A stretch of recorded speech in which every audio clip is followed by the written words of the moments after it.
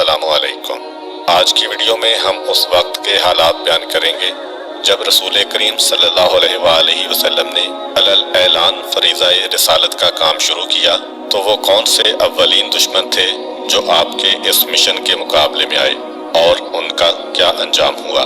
पिछली वीडियो में हमने गारे हिरा में नाज़िल होने वाली पहली वही के मुकम्मल हालात बयान किए थे, जिसके बाद अल्लाह ताला के हुक्म के मुताबिक रसूल करीम सल्लल्लाहु अलैहि वसल्लम ने 3 साल तक खुफिया तौर पर तबलीग रिसालत का फरीज़ा अंजाम दिया। 3 साल के बाद अल्लाह ताला ने आप सल्लल्लाहु अलैहि वसल्लम को अलल ऐलान मुशरिकीन मक्का को तौहीद और इस्लाम का पैगाम पहुँचाने का हुक्म दिया। ये हुक्म सूरह हज्र की आयत नंबर 94 और 95 में यूँ बयान हुआ है, आपको जिस चीज़ का हुक्म मिला है उसका वाशगाफ अल्फाज में ऐलान करें और मुशरिकीन की परवाह ना करें। आपके वास्ते इन तमस्खुर करने वालों से निपटने के लिए यकीनन हम काफ़ी हैं।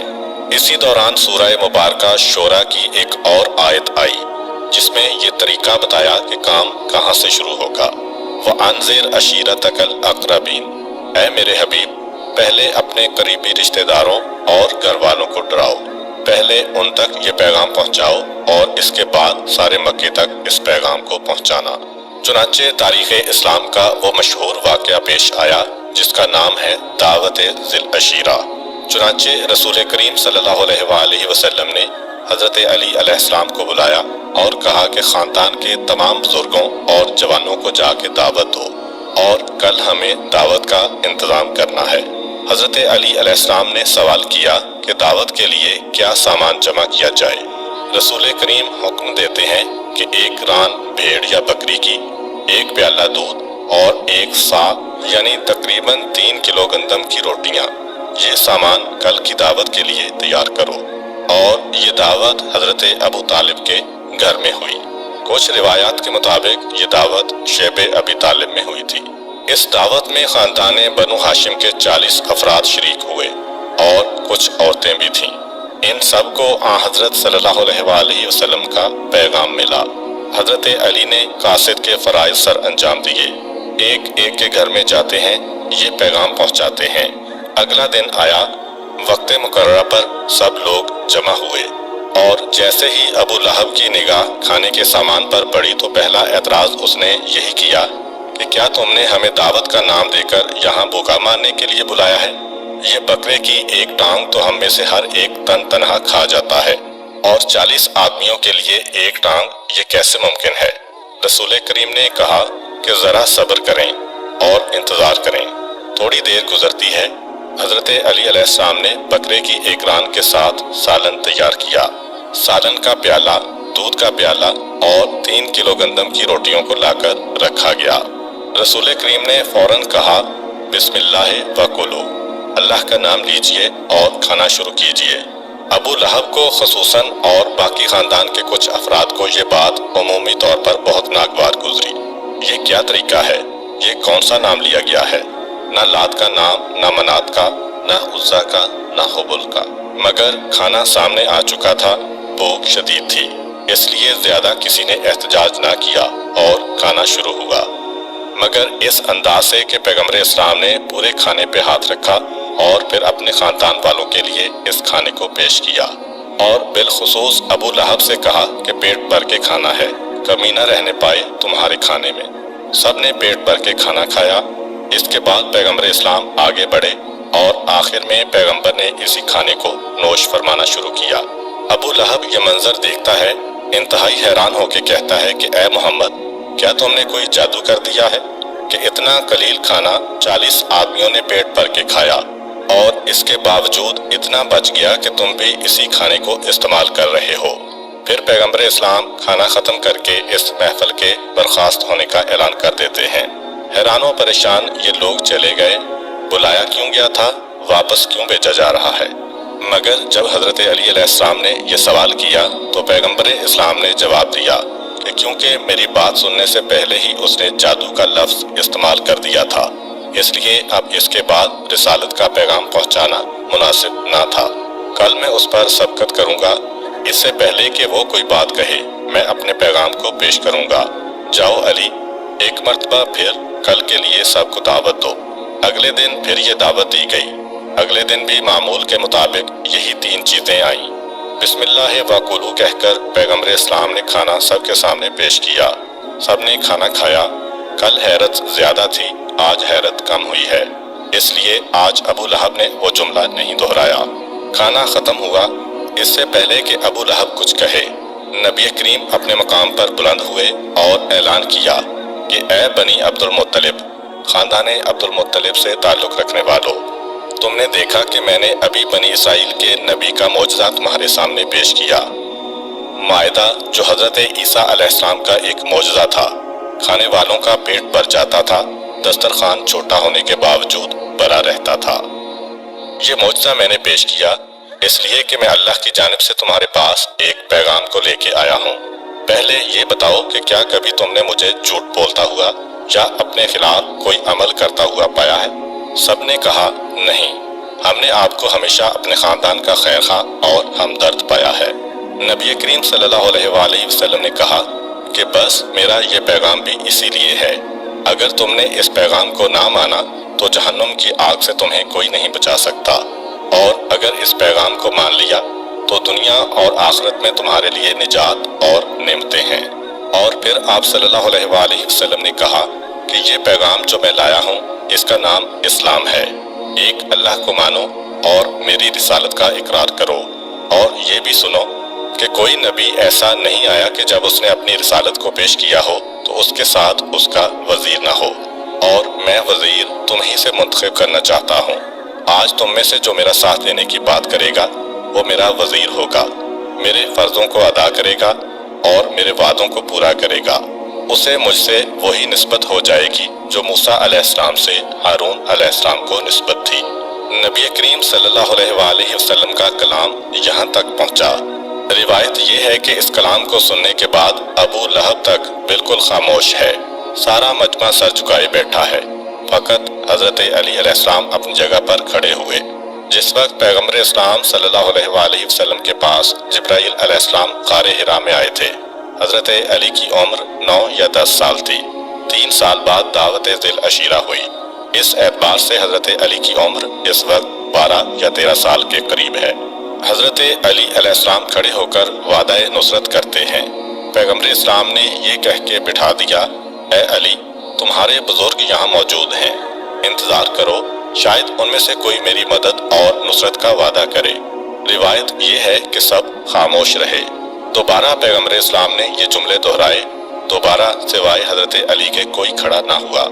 तीसरी मर्तबा भी जब सिर्फ अली खड़े हुए तो पैगम्बर इस्लाम ने हजरत अली को आगे बुलाया, कंधे पे हाथ रखा। पहले तो वही 3 जुमले कहे कि तुम मेरे वजीर भी हो, मेरे वसी भी हो, मेरे जानशीन भी हो।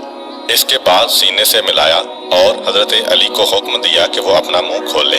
हजरत अली ने दाहने मुबारक को पास किया। रसूल करीम ने अपना लआब दहन हजरत अली के मुंह में डाला और फिर एक मर्तबा सीने से लगाकर अलहदा किया। ये मंजर देखकर कहकहा लगा और अबू लहब अपनी जगह से खड़ा हुआ और ये कहता हुआ चला कि वाह मोहम्मद, तुमने अतात का खूब सिला दिया कि तुम्हारा छोटा भाई तुम्हारी अतात करने की बात कर रहा है और तुम उसके मुंह में थूक रहे हो। नबी करीम ने जवाब दिया कि मैंने इल्म फहम और हिकमत व दानिश उसे मुंतकिल की है और अब ये मेरे तमाम उलूम का वारिस बन गया है। बस अबू लहब गुस्से की हालत में ये कहता हुआ चला कि ए अबू तालिब, तुम ही को मुबारक हो अपने बेटे की अतात करना। अबू लहब को जाता देखकर खानदान बनु हाशिम के सारे अफराद चले गए। तारीख ये बताती है कि अगले दिन एक मर्तबा फिर पैगम्बर इस्लाम सुबह सवेरे हजरत अली को लेकर अपने मकान से बाहर आते हैं, लेकिन अब पैगम्बर इस्लाम का रुख खानदान बनी हाशिम की जानिब नहीं है, बल्कि पैगम्बर सीधे खाना काबा के करीब चले और खाना काबा के बिल्कुल सामने सफा पहाड़ी है। पैगम्बर इस्लाम इस पहाड़ी पर आए। बाद रिवायतों में ये भी मिलता है कि कोहे अबू कुबैस पे आए, लेकिन ज्यादातर रिवायतों में सफा पहाड़ी का जिक्र है। ये दोनों पहाड़ियाँ बिल्कुल आमने सामने हैं। सफा पहाड़ी पर खड़े हुए चारों तरफ देखा और आवाज़ बुलंद कहा, वाह सबाहा, यानी ए सुबह के वक्त वाह सबाहा। 3 मर्तबा ये आवाज़ दी। ये वाह सबाहा एक ऐसा जुमला था कि जो अरब में आपस में तयशुदा एक कोड वर्ड था कि जब कभी कोई इंतहाई अहम पैगाम देना होगा जब कभी मक्के वालों की जिंदगी और मौत का मसला होगा, मसलन फर्ज कीजिए मक्का में आग लग जाए, या मक्का की जानिब कोई सैलाब आ रहा हो, या कोई दुश्मन हमला कर रहा हो, तो ये तय पाया था कि जिसे ये इत्तला मिले, ऐसी इत्तला कि जिससे मक्के वालों की जिंदगियां खतरे में हों, तो वो फौरन इस पहाड़ी पे खड़ा हो और वाह सबाहा कह के पुकारे। हर कबीला हाजिर हो जाएगा। जैसा कि जब अबरहा ने मक्का पर हमला किया था, तब भी वाह सबाहा की आवाज इस पहाड़ी से लगाई गई थी। पैगंबर इस्लाम ने वाह सबाहा का नारा बुलंद किया, ये आवाज दूर दूर तक फैल गई। फिर पैगंबर इस्लाम एक एक खानदान और कबीले का नाम भी लेते हैं, या बनी हाशिम, या बनी मखजूम, या बनी उमैया, और इन दोनों ऐलानात को सुनकर हर कबीला यहाँ पहुँच गया। जो कबीले वाले ना पहुँच सके, उन्होंने अपने एक एक नुमाइंदे को भेजा कि जाओ और सुन के आओ कि क्या बात हो रही है। यहाँ तक कि पूरा मक्का यहाँ जमा हो गया, इन मानों में कि हर कबीले का कम अज कम एक फर्द यहाँ मौजूद था। और पैगंबर इस्लाम वाह सबाहा की आवाज़ बुलंद करने के बाद इत्मीनान के साथ पहाड़ी पे खड़े हुए हैं। जब सब के सब जमा हो गए और किसी ने सवाल किया कि ए मोहम्मद, हमें किस लिए बुलाया है, पैगंबर इस्लाम ने पहला सवाल ये किया कि ये बताओ, क्या तुम मेरे कलाम पर शक करते हो? अगर मैं कोई बात कहूँ तो क्या तुम उसे मानोगे या उसे झूठा समझोगे? सारे कबीलों ने एक साथ कहा कि हमने आपको हमेशा सादिक व अमीन पाया है, हम आपकी किसी बात के बारे में शक भी नहीं कर सकते कि ये गलत है। पैगंबर इस्लाम ने दूसरा सवाल किया कि ये सामने वाली पहाड़ी देखो। कोहे सफा पर पैगंबर खड़े हैं और सामने दूसरी पहाड़ी कोहे अबू कुबैस है। पैगंबर ने कहा कि अगर मैं ये कहूँ कि इस पहाड़ी के पीछे दुश्मनों का एक लश्कर जमा हो चुका है जो तुम पर हमला करने वाला है, तो क्या मेरी बात मानोगे? सब ने कहा, बेशक हम आपकी बात मानेंगे, यकीन करेंगे। तीसरा सवाल पैगंबर इस्लाम ने किया, आखिर ये बात क्यों मानोगे? इसलिए कि हमने आज तक आपकी जुबान से कोई गलत बात नहीं सुनी। सबसे एतराफ़ करवाने के बाद पैगंबर इस्लाम ने कहा कि सुनो, मैं तुम्हें ये इत्तला देने के लिए आया हूँ कि जिस रास्ते पे तुम जा रहे हो, उस रास्ते में तुम्हारा अंजाम तबाही है। तुमने एक खुदा यानी अल्लाह ताला को छोड़कर अपने सैकड़ों खुदा मान लिए हैं, जिसके नतीजे में जहन्नुम और आखिरत का अजाब तुम्हारा इंतजार कर रहा है। क़ूलू ला इलाहा इल्लल्लाह तुफ़्लिहू, एक अल्लाह का कलमा पढ़ो तो तुम निजात पा जाओगे। और फिर पैगंबर इस्लाम ने 3 वादे किए कि अगर तुम कलमा ला इलाहा इल्लल्लाह पढ़ लोगे तो सारे अरब के मालिक बन जाओगे और अजमी लोग तुम्हारे सामने जलील होकर रह जाएंगे। ये कहने की जरूरत क्यों पेश आई? इसलिए कि अरब एक ऐसा इलाका था कि जिसके आधे हिस्से पर ईरान वालों का कब्जा था और आधे हिस्से पर शाम वालों का कब्जा था, और इतना यतीम सा इलाका था कि जब जिसका दिल चाहता यहाँ आके हमला करके चला जाता। अबरहा का हमला इसकी गवाही दे रहा है। इसके अलावा भी हबशा के बादशाह ने कई मरतबा हमले किए, यमन के बादशाहों ने कई मरतबा हमले किए। तो उस वक्त अरब के लोगों का सबसे बड़ा मसला यही था कि ये जो बड़ी बड़ी ताकतें हैं, जो जब दिल करता है आके हम पे हमला कर देती हैं, कौन हमें इनसे बचाने वाला है? तो पैगंबर इस्लाम ने 3 वादे किए। मालको बिहल अरब, पूरे अरब के तुम मालिक बन जाओगे, अजम के लोग जलील होकर रह जाएंगे, और इन सब से बढ़कर अगर तुम ईमान ले आए तो जो कुछ जन्नत में है वो सब तुम्हारा होगा, मगर क़ूलू ला इलाहा इल्लल्लाह तुफ़्लिहू, ला इलाहा इल्लल्लाह का कलमा पढ़ो और फलाह और निजात पाओ। जैसे ही पैगंबर इस्लाम का खुतबा ख़त्म हुआ तो अबू लहब बोला कि क्या तुमने इस फजूल बात के लिए माअज़ल्लाह हमें जमा किया है? अबू लहब ये जुमला कह के वापस चलता है। खुद पैगंबर इस्लाम के चचा ने जब ये बात कही तो सारे के सारे अरब मुतफर्रक हो गए। लेकिन अब एक बात आ गई इनके जहनों में। आज पूरा दिन उनके दरमियान यही मौज़ूए बहस रहा कि आखिर इस शख्स ने इतनी बड़ी बात कह कैसे दी, हमारे बुतों की तरदीद कैसे कर दी। और इधर मक्के वाले ये बातें कर रहे हैं, उधर जिब्रील अमीन अलैहिस्सलाम तब्बत यदा अबी लहब की आयत लेके आ रहे हैं कि जो अबू लहब ने रसूल इस्लाम के बारे में कहा, परवरदिगार ने वही जुमले अबू लहब के बारे में इस्तेमाल किए हैं। हलाकत में जाएं अबू लहब के दोनों हाथ और वो तबाह हो जाए। तारीख गवाह है कि कुरान का ये वादा पूरा हुआ और अबू लहब के हाथ टूटे। बहरहाल सारे मक्के के अंदर एक लहर सी दौड़ गई हैरत की कि हर घर ये तज़किरा हो रहा है कि आज इसने इतनी हिम्मत कैसे कर ली कि हमारे सारे खुदाओं का इनकार कर दिया। और इस ऐलान के फौरन बाद अब पैगंबर इस्लाम सल्लल्लाहु अलैहि वसल्लम ने اپنا طریقہ یہ بنا لیا کہ اپنی نمازیں خانہ کعبہ میں ادا کرتے ہیں۔ عام مسلمانوں کو اجازت نہیں ہے، مگر خود پیغمبر اسلام کا یہ طریقہ ہے کہ پیغمبر اب اپنی نمازیں خانہ کعبہ میں ادا کرتے ہیں۔ اب وہ جو رکاوٹ تھی، جو حکم خدا تھا کہ چھپ کے تبلیغ کرو، وہ رکاوٹ ختم ہو گئی۔ پیغمبر اسلام کی نمازیں شروع ہو گئیں۔ سورہ الگ کی 6 سے آخری آیت تک کی آیتیں کوہ صفا کے اس اعلان کے بعد نازل ہوئیں۔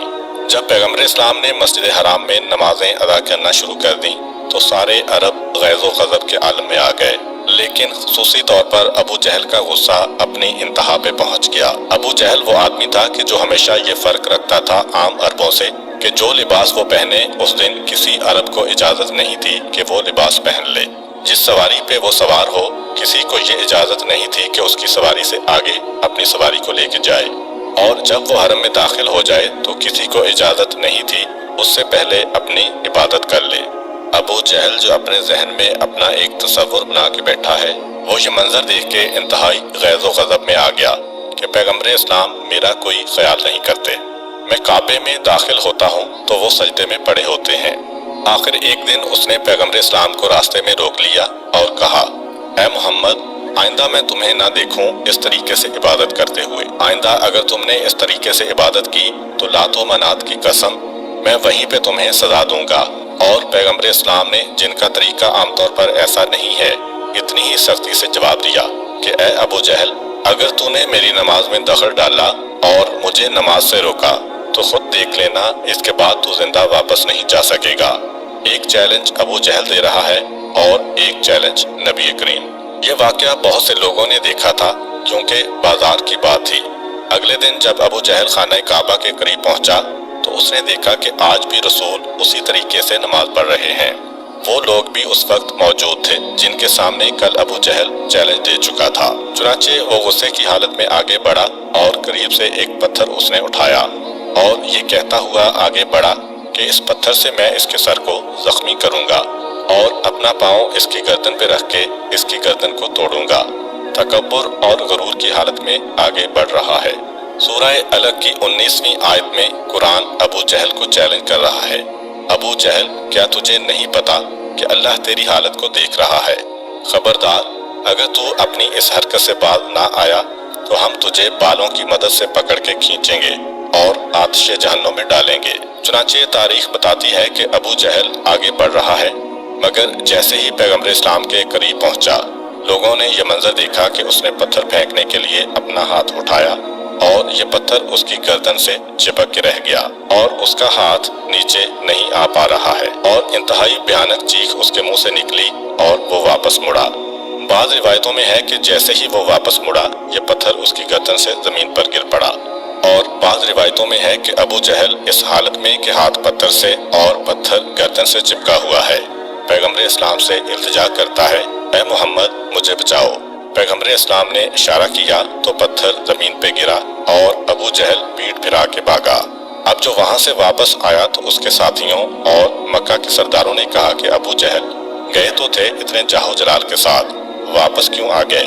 کہا، خدا کی قسم، جیسے ہی میں قریب پہنچا تو میں نے دیکھا کہ میرے اور اس کے درمیان بہت بڑی خندق ہے جو آگ سے بھری ہوئی ہے، اور اس آگ کے کنارے میں نے کچھ پرندوں کو دیکھا جن کے بڑے بڑے پر تھے اور انتہائی خوفناک ان کے پنجے تھے۔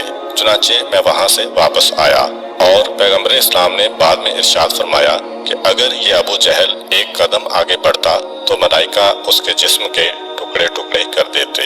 اگر ہم تھوڑا اگلے زمانے میں جائیں تو روایت یہ بتاتی ہے کہ 2 ہجری کو جنگ بدر جب اختتام کو پہنچی تو ابو جہل کا لاشا بھی وہاں پڑا ہوا تھا دوسرے لاشوں کے ساتھ۔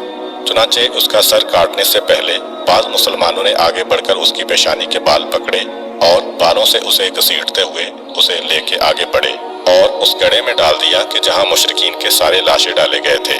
بعد میں پیغمبر اسلام نے پھر اس کے لاشے کو منگوا کے اس کا سر کٹوایا تو خود بخود قرآن کی وہ پیشین گوئی دنیا کی حد تک صحیح ثابت ہوئی۔ اگر یہ اپنی حرکت سے نہیں رکتا تو ہم اس کو پیشانی سے پکڑ کے گھسیٹیں گے۔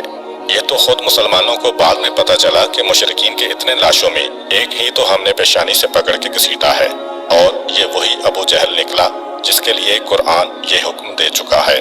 اور پھر جہنم کے بارے میں قرآن کی اگلی آیت کہ ہم اسی طرح سے اس کو لے جا کے جہنم میں ڈالیں گے۔ تو روایت یہ بتاتی ہے کہ ابو جہل سب سے پہلا دشمن بن کے آیا، یعنی پیغمبر اسلام صلی اللہ علیہ وآلہ وسلم پر پہلا حملہ ابو جہل نے کیا نماز کی وجہ سے، جس وقت پیغمبر اسلام کی نمازیں شروع ہوئیں۔ اس کے فوراً بعد جو دوسرا شخص پیغمبر اسلام کی مخالفت پر میدان میں اترا وہ ولید ابن مغیرہ تھا۔ ولید ابن مغیرہ وہ شخص تھا جس کے بارے میں قرآن کہتا ہے اس کا مال بہت زیادہ تھا، اس کے بیٹے کثرت سے تھے۔ اس وقت کے عرب کے ماحول میں یہی دو باتیں سب سے زیادہ اہم تھیں، جس کے پاس مال بھی زیادہ ہو اور اس کے بیٹے بھی زیادہ ہوں، اس سے زیادہ مغرور اور متکبر آدمی کون ہوگا؟ تو پیغمبر اسلام نے ذی العشیرہ کی دعوت کی، کوہ صفا پر اعلان کیا۔ اس کے فوراً بعد مسجد حرام میں پہلا حملہ ابو جہل کی طرف سے ہوا اور پھر دوسری مخالفت ولید ابن مغیرہ کی جانب سے ہوئی۔ یہ ولید ابن مغیرہ ابو جہل کا ساتھی بن کر پیغمبر اسلام کے خلاف میدان میں اترتا ہے، اور اسی کے بارے میں قرآن کریم کی وہ آیتیں نازل ہوئیں جو سورہ مبارکہ قلم کی آیتیں ہیں۔ اے رسول، خبردار اس کی باتوں میں نہ آنا جو بہت زیادہ قسم کھانے والا ہے، انتہائی ذلیل آدمی ہے۔ اس کے بعد قرآن نے کہا یہ تو ہر ایک کے عیب کی تلاش میں لگا رہتا ہے، چغل خوری اس کی عادت ہے، نہ خود نیکی کے راستے پر چلتا ہے نہ دوسروں کو چلنے دیتا ہے، اپنی حد سے تجاوز کرنے والا ہے، گناہ گار ہے، یہ انتہائی سخت مزاج ہے، اور ان سب کے بعد یہ بد اصل ہے، حلال کی اولاد نہیں ہے۔ یہ 9 صفتیں ولید کی بتائیں۔ اس کے بعد قرآن نے کہا کہ اس کے پاس دولت اور بیٹے بہت زیادہ ہیں، اس لیے جب اس کے سامنے ہماری آیتیں پڑھی جاتی ہیں تو یہ کہتا ہے کیا ہمارے سامنے پڑھنا شروع کر دیا؟ یہ تو پرانے لوگوں کے قصے اور کہانیاں ہیں، اس کا حقیقت سے کوئی تعلق نہیں ہے۔ اب قرآن ایک اعلان کر رہا ہے، ہم عنقریب اس کی اسی اونچی اور لمبی ناک پہ ضرب لگائیں گے، جس کو بچانے کے لیے یہ کہتا تھا کہ ہم ایک یتیم کی بات مان کر اپنی ناک کیسے نیچی کریں۔ یہ اونچی ناک کا حوالہ دے رہا ہے، ہم اس کی اسی ناک کے اوپر ضرب لگائیں گے۔ تو روایات میں ملتا ہے کہ یہ وہ آدمی ہے کہ جنگ بدر میں حصہ لینے گیا تھا اور وہاں سے بھاگ کے آیا تھا، مگر بھاگتے بھاگتے ایک مسلمان کی تلوار نے اس کے ناک کو کاٹ دیا تھا۔ اس مسلمان کو بھی پتہ نہیں تھا کہ میں کس پہ حملہ کر رہا ہوں، مگر اس کی وہی ناک کٹ گئی۔ اس کے بارے میں ایک بڑی دلچسپ بات بھی ملتی ہے تاریخ میں کہ ولید ابن مغیرہ کے بارے میں جب پیغمبر اسلام نے ان آیتوں کو ہر جگہ تلاوت کرنا شروع کر دیا تو سارے مکے کے اندر یہ باتیں پھیل گئیں۔ اب کافر تک ولید ابن مغیرہ کو پسند نہیں کرتے تھے اور قرآن کی آیتیں بھی آ گئیں جس میں اس کے ایک ایک عیب کو بیان کر دیا گیا۔ اب اس کے 9 عیب قرآن نے بیان کیے ہیں۔ 8 ایسی چیزیں ہیں جو ہر مکے والے کو پتہ تھیں، مگر 9ویں چیز قرآن نے ایک نئی بتائی کہ اس کی اصل صحیح نہیں ہے، یہ حلال زادہ نہیں ہے۔ خود کافروں کا کلام خدا پر اعتقاد دیکھیے کہ سارے مکے میں یہ باتیں پھیل رہی ہیں، لوگ مزے لے لے کر ان آیتوں کی تلاوت کر رہے ہیں، چاہے مسلمان ہوں چاہے کافر۔ ولید ابن مغیرہ نے جب یہ سنا تو غصے کی حالت میں تلوار لے کر اپنی بوڑھی ماں پر چڑھ دوڑا، تلوار کو ماں کی گردن پہ رکھا اور کہا کہ مجھے حقیقت بتا، میرے باپ کے بارے میں مجھے آگاہ کر کہ میرا باپ کون تھا۔ بوڑھی ماں نے ننگی تلوار کو اپنی گردن پہ رکھا دیکھ کر سب سچ بتا دیا۔ تو ولید ابن مغیرہ کو بھی یقین آ گیا تھا، تبھی تو اس نے جا کر ماں سے پوچھا۔ تو قرآن کا یہ ایک معجزہ بھی ہے۔ اس وقت عرب کے ماحول میں جب لوگوں تک پہنچا تو وہ حیران بھی ہوئے، کیونکہ یہ بات پھر کھلتی چلی گئی۔ جب ایک مرتبہ ماں کی زبان سے یہ بات نکلی تو پھر نکلتی ہی چلی گئی۔ قرآن کے ان الفاظ کی سچائی کو دیکھ کر ایک بڑا طبقہ اسلام کی جانب آنے لگا۔ پیغمبر اسلام صلی اللہ علیہ وآلہ وسلم کا پہلا ٹکراؤ ابو جہل سے ہوا، دوسرا ٹکراؤ ولید سے ہوا، اور ابو جہل سے ٹکراؤ زیادہ خطرناک نہ تھا، اس لیے کہ ابو جہل پھر بھی پیغمبر اسلام سے ڈرتا تھا، جیسا کہ ہم نے اپنی ایک ویڈیو میں ایک یتیم بچے کا واقعہ بیان کیا تھا جسے ابو جہل نے اپنی کفالت میں لیا ہوا تھا۔ اس کے مال پر قبضہ کرنے کے بعد ابو جہل نے اسے اپنے گھر سے نکال دیا، یہاں تک کہ ایک وقت ایسا آیا کہ اس بچے کے پاس کھانے کے لیے کھانا اور پہننے کے لیے لباس تک نہ رہا۔ مکہ کے ماحول سے وہ ناواقف تھا اور یہ بھی نہیں جانتا تھا کہ داد رسی کے لیے کس کے پاس جائے۔ مکہ کے کچھ لوگوں کو شرارت سوچی، انہوں نے سوچا کہ محمد صلی اللہ علیہ وآلہ وسلم اور ابو ابو جہل کو آپس میں لڑاتے ہیں۔ چنانچہ انہوں نے اس بچے سے کہا کہ اس شخص کے پاس چلے جاؤ، وہ تمہیں تمہارا حق دلا دیں گے۔ چنانچہ وہ بچہ نبی کریم صلی اللہ علیہ وآلہ وسلم کے گھر گیا اور آپ سے کہا کہ ابو جہل سے میرا حق دلوا دیں۔ ابو جہل کے دروازے پہ آئے، دستک دی۔ ابو جہل نے پوچھا کون؟ نبی کریم نے اپنا نام بتایا۔ حیران ہو کے ابو جہل باہر آ گیا کہ یہ میرے پاس کیسے آئے؟ رسول نے ایک ہی بات کہی کہ اس یتیم کا پورا حق دے دو۔ ابو جہل یہ سنتا ہے جو اتنا سخت دشمن ہے، مگر عجیب ہیبت اور خوف اس کے دل میں ہے رسول کا۔ ایک لفظ کہے بغیر گھر میں گیا اور یتیم کا سارا مال لا کر اس کے حوالے کیا۔ رسول کریم چلے گئے اور وہ لوگ کہ جنہوں نے اس یتیم کو بیچا تھا وہ دوڑ کے گئے۔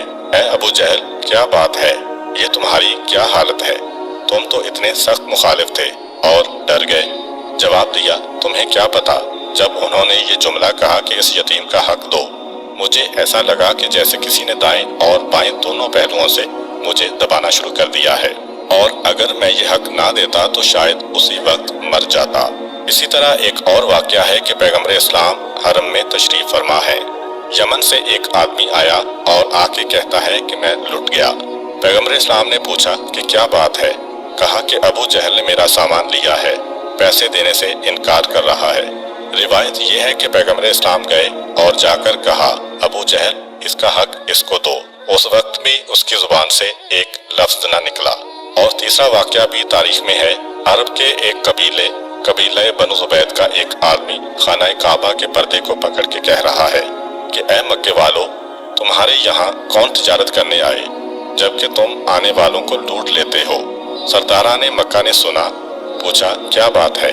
کہا کہ کیا تمہیں نہیں معلوم میں 3 بہترین اونٹ لے کر آیا تھا تاکہ مکہ میں کسی سردار کے ہاتھ انہیں فروخت کروں۔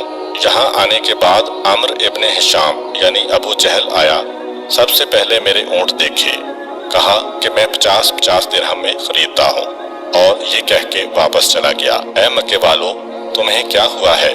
یہ ایک اونٹ 1000 درہم کا ہے، وہ 50 درہم قیمت لگا کے گیا ہے۔ جیسا کہ پہلے بیان کیا جا چکا ہے کہ جو کپڑا ابو جہل پہن لے وہ کپڑا اس دن کوئی نہیں پہنے گا۔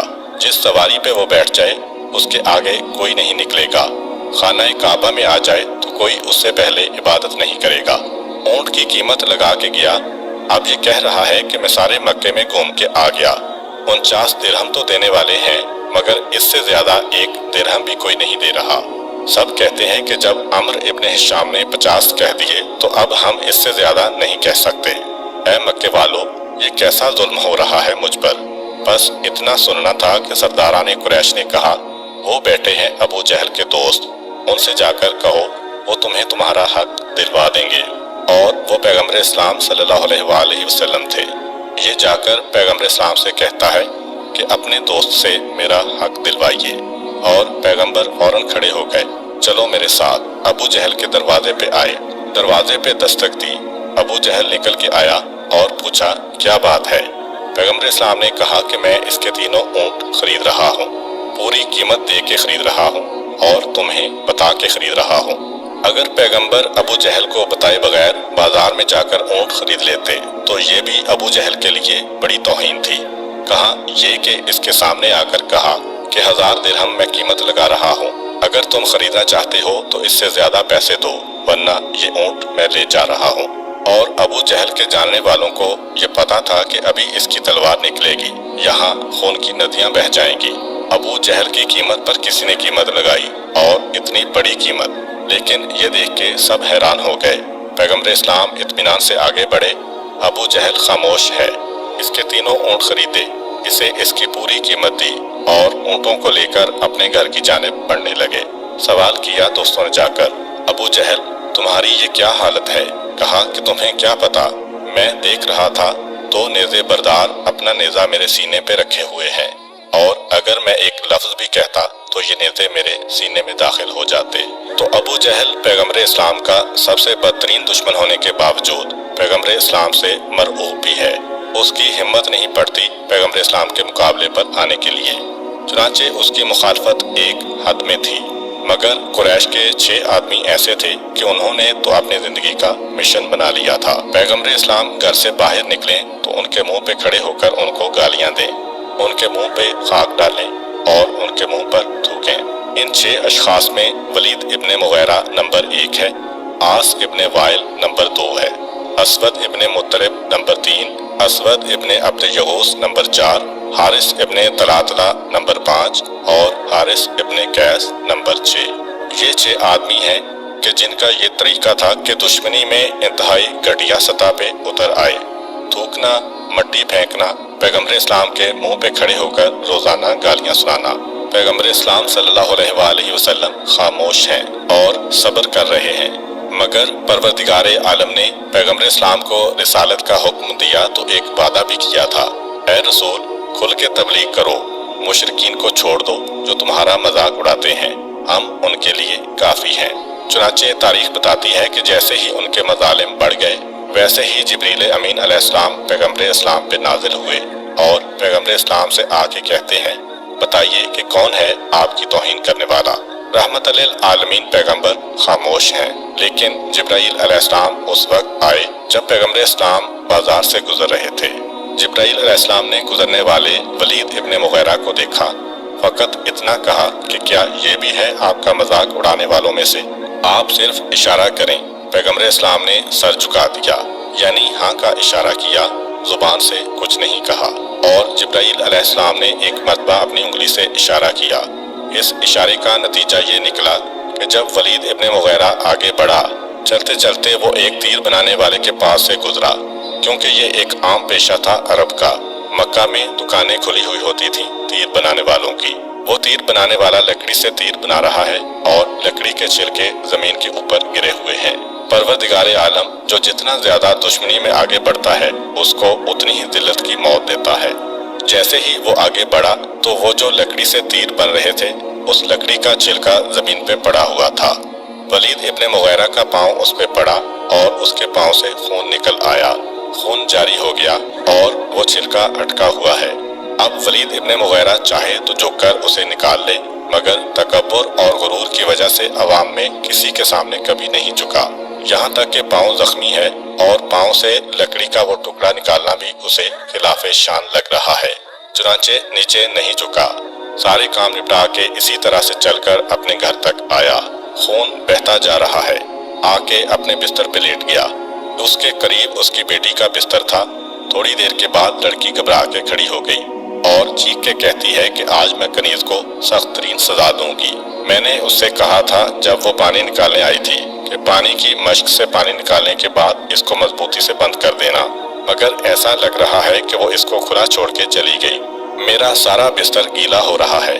ولید ابن مغیرہ نے سنا تو کہا، بیٹی یہ پانی کی مشق نہیں کھلی، یہ تمہارے باپ کے جسم سے نکلنے والا خون ہے کہ جس کے آخری قطرے ہیں۔ بیٹی نے سنا تو گھبرا کے چراغ روشن کیا تو واقعاً یہ منظر دیکھا، اتنا خون پاؤں سے نکل گیا کہ ایسا لگ رہا ہے کہ جیسے پانی کی مشق بہہ گئی ہو۔ کہا، جا کے میرے بیٹوں کو بلا کے لاؤ۔ بیٹوں کو بلایا گیا، آخری وصیت کی اور جہنم واصل ہو گیا۔ دوسرا آدمی عاص ابن وائل تھا جو ابتدائی عہد اسلامی میں پیغمبر اسلام کی مخالفت کرتا تھا۔ جبریل امین پیغمبر اسلام کے پاس کھڑے ہیں، مکے کا بڑا بازار ہے۔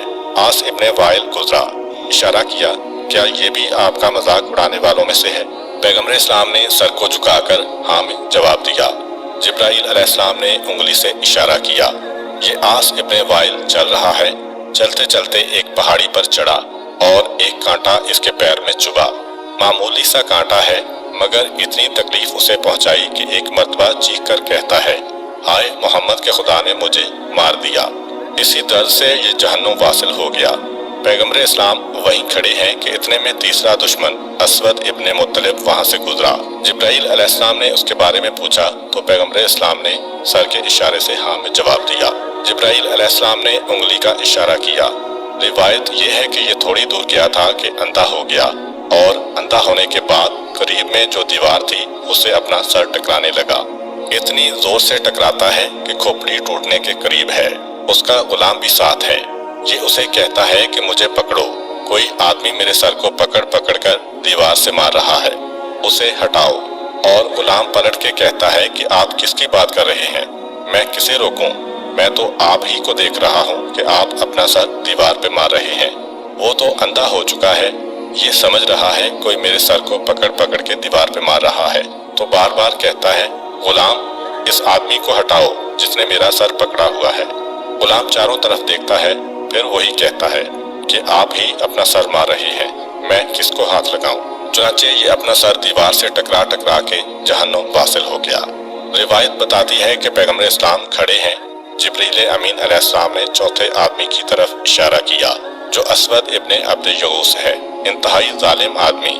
इसकी एक कनीज मुसलमान हुई थी, उस पर इसने बेइंतहा मज़ालिम किए। जिब्राइल अलैहिस्सलाम ने इशारा किया, क्या ये भी है आपका मजाक उड़ाने वालों में? पैगम्बर इस्लाम ने इशारा किया, हाँ, मगर ये भी कहा कि मैंने इसके लिए दुआ मांगी थी कि ये अपने बेटे की खबर सुन के मरे, इसलिए इसकी मौत अभी नहीं आना चाहिए। रिवायत यह है कि जिब्राइल अलैहिस्सलाम ने करीब के दरख्त का एक पत्ता तोड़ा और वो पत्ता उसकी आंखों पे मारा और ये असवद इब्ने अब्द यगूस अंधा हो गया, मगर मरा नहीं। बाकी सब तो मर गए थे, ये मरा नहीं, अंधा हो गया और बेकार हो गया। यहाँ तक कि जंग बदर में इसका बेटा मारा गया। जब ये खबर मक्के आई तो उस वक्त इसने अपने बेटे के गम में खुदकुशी कर ली। इसके बाद पांचवें आदमी हारिस इब्ने तलातला की तरफ जिब्राइल अलैहिस्सलाम ने इशारा किया कि ये भी है आपका इस्तेहज़ा करने वालों में? पैगम्बर इस्लाम ने इशारा किया। जिब्राइल अलैहिस्सलाम ने पलटकर उसकी तरफ इशारा किया। नतीजा ये निकला कि जब ये आदमी आगे बढ़ा, थोड़ी दूर गया होगा तो उसके चेहरे का रंग स्याह पड़ गया, उसकी शक्ल सूरत बदल गई और नतीजा ये निकला कि जब ये अपने घर में दाखिल हुआ और जाके अपने बिस्तर पे बैठ गया, घर वालों की तो जान निकल गई। ये कौन आदमी आके बैठ गया है? अगर हारिस आ गया तो वो तो हमें मार डालेगा, वो तो अपने बेटे को नहीं बैठने देता, ये तुमने किस आदमी को बिठा दिया? सारे घर वाले एकदम उस पे टूट पड़े और उसकी पिटाई शुरू कर दी। अब उसकी शक्ल बदली है, मजाज तो नहीं बदला। मार खाने के बाद उसे और गुस्सा आया कि इनकी हिम्मत कैसे हुई कि मेरे ऊपर हाथ उठा रहे हैं, और उसने उनको बुरा भला और गालियां देना शुरू की। ये उन्होंने सुना तो और डर शुरू हो गया कि अगर उसको पता चल गया कि जो आदमी मेरे बिस्तर पे आके बैठा था उस आदमी ने गालियां भी दी हैं और हम खामोश रहे तो और हमें सजा मिलेगी। इतना मारा कि अपने घर वालों के हाथों ये मारा गया और जहन्नुम वासिल हो गया। परवरदिगारे आलम इस अंदाज की मौत दे रहा है। कितनी जिल्लत की बात कि कल जो घर वाले उसकी आंख के इशारे से डरते थे और आज उसी को मार मार के खत्म कर रहे हैं। इससे ज्यादा इसकी जिल्लत क्या होगी? छठा आदमी हारिस इब्ने कैस था। जिब्राइल अलैहिस्सलाम ने इशारा किया, क्या ये भी उनमें है? पैगम्बर इस्लाम ने फकत सर हिला दिया। चनाचे वो जैसे ही आगे बढ़ा, पहली दुकान से उसने मछली खरीद के खाई। वो मछली जहरीली मछली बन गई, जिसके नतीजे में उसका पेट फूला और इतना फूला कि उसका पेट फटा, और इसके नतीजे में ये सब के सामने इस जिल्लत की मौत मरा जिस तरह कुत्ते का पेट फट जाता है सड़ने के बाद। चुनांचे इस तरह पैगम्बर इस्लाम के इन इब्तदाई दुश्मनों की अपनी कौम, अपने कबीले और अपने गुलामों के सामने इस तरह जिल्लत के साथ अमवात वाक़े हुई।